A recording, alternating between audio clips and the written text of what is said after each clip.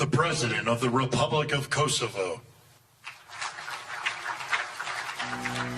Në samitin e fundit të Davosit, ku ishte prezent me pompozitet edhe presidenti Osmani, dhe ku në praninë e presidentit Trump e nënshkrujti në emër të Kosovës dekretin për të qenë pjesë e bordit të paqes, siç e kanë quajtur tashmë, atë i cili do të merret në menaxhimin e armëpushimit dhe të rindërtimit të Gazas nga ajo çka është zhvilluar ndërmjet Izraelit dhe Palestinës, e cila luftë ka shkatruar në mos të madhe pjesën palestineze të rripit të Gazës. Një dokument sekret i vitit 2024, i cili përshkruante Gazën si një shkëtir apokaliptike sapo ka dalë drejt, duke të rënditur opinionin publik. Ndërkohë që shifrat e viktimave mbeten trënditëse, administrata e re në Washington po shtyn përpara një plan radikal, transformimin e rënojave në një qendër luksi mbretëtor.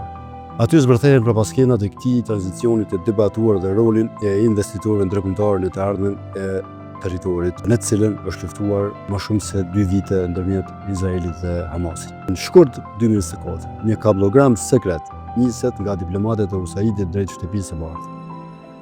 Fjalët e përdorura nuk ishin politike, ishin drejtëruese, shkëlqyer apokaliptike. Ata raportonin për trupat e mbetur në rrugë, për një uri që po glaberonte fëmijët dhe për një shkatrim që nuk njihte kufi. Por ky dokument nuk u lexua kurrë nga vendimmarrësi.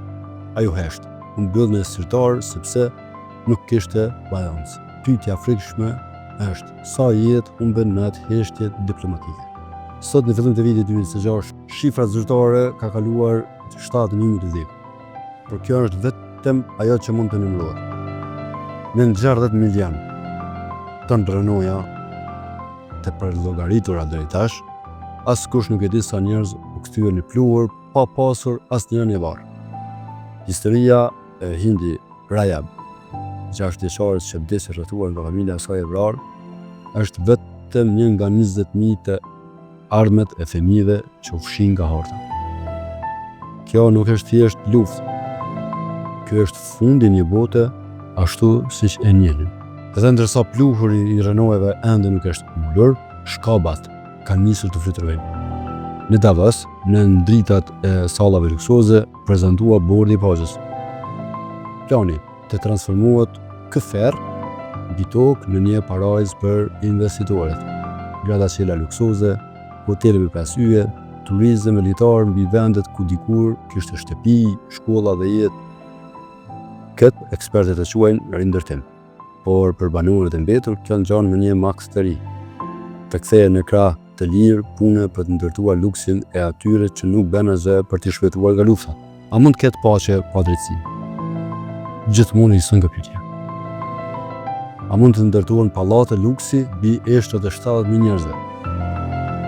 Gaza sot është pasyra e botës sonë në vitin 2026. Një vend ku raportet sekrete vdesin në stërtar dhe ku fati miliona njerëzve vendoset nga ata që shohin vetëm profilin e fitimit. Ne nuk po shohim vetëm rindërtimin e një qyteti, po shohim provën finale të njerëzimit tonë. Dhe përgjigjja është më e freskëme se sa duket. Këto kanë faj në shumtë Hamasi palestinësve, i cili edhe përkundër humbjeve që ja shkakton të popullit vet, ende vazhdon të thotë se ka e luftoj Izraelin, sepse kështu i thot Irani.